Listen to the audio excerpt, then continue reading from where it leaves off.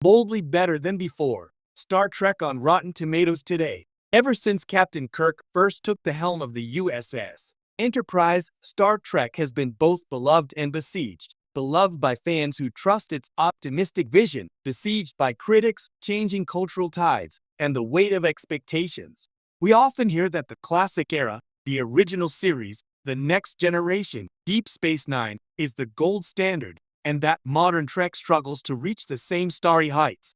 But recent data from Rotten Tomatoes challenges that assumption. By many measures, Star Trek today is better than it has ever been. In the past few years, new Trek series have started topping critic ratings in ways that earlier shows only dreamed of. Atop the rankings sits Star Trek: Strange New Worlds, which has earned 98% on Rotten Tomatoes. Following closely is Star Trek: Prodigy 97%, the animated series 94%, The Next Generation 92%, and Lower Decks also 91 to 92%. By contrast, many of the older shows had lower tomatometer scores, though still revered. The original series is at 80%, Voyager around 76%, Enterprise only 56%. So what do these numbers tell us? Let's explore multiple dimensions: storytelling, production values, fan versus critic reception, and whether better really means better for everyone. The new golden age of critic approval, peak critic ratings. What's remarkable is not just that newer Trek series are getting strong reviews, it's that they're dominating many of these rankings.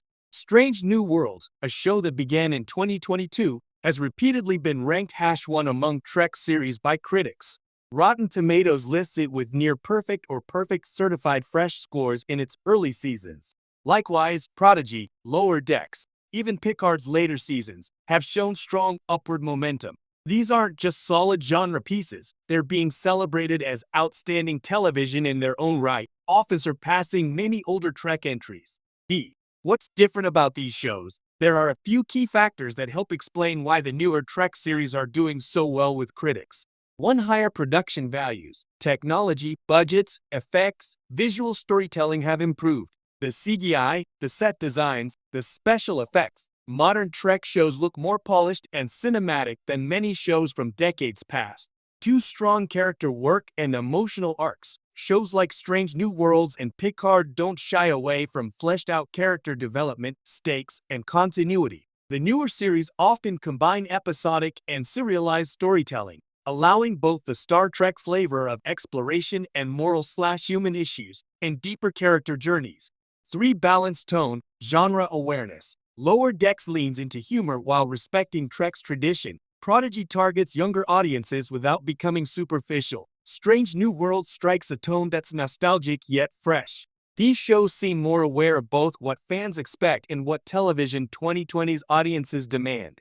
For diversity, inclusion, and modern themes, today's Trek embraces a broader spectrum of voices, racial, gender, sexual orientation, and doesn't retreat from social or ethical issues. This resonates both with critics, who often reward relevance and representation, and with audiences who expect more inclusive storytelling. 2. Audience versus critic disparities. The stair-step problem. However, while critics are often singing praises for modern Trek, audience scores are more mixed. Rotten Tomatoes reveals a widening gap in some cases. For example, Strange New Worlds, despite nearly perfect critic ratings, often has a lower though still positive audience score, sometimes in the 70 to 80% range. Discovery and Picard, especially in their middle seasons, show even starker disparities. High critic approval, but audience scores that are much lower. Why this gap? A few thoughts. Expectation fatigue and nostalgia. Longtime fans compare modern Trek to their memories of earlier series. When shows deviate from the tone or style, for example, more serialized, darker, more morally ambiguous, some fans see that as a betrayal of what Trek should be. Platform and visibility bias. Newer shows are often released on streaming platforms or with more aggressive online marketing. This means more immediate and public feedback, both positive and negative.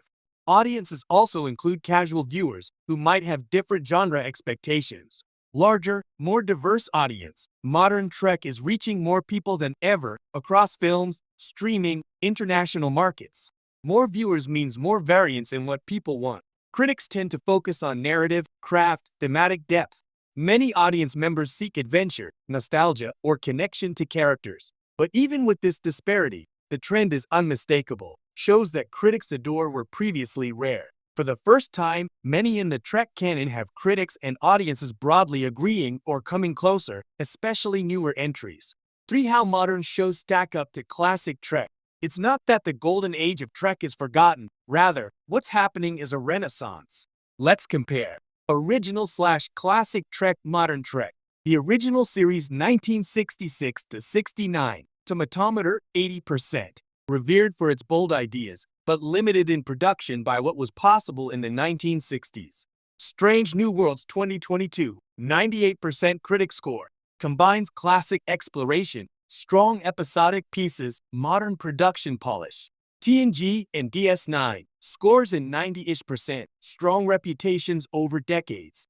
Prodigy, Lower Decks, Picard late seasons, also reaching or surpassing that level with fresh takes, risk, and renewed relevance. So yes, by this metric, modern Star Trek is not only living up to legacy, it is exceeding it, at least in the eyes of critics.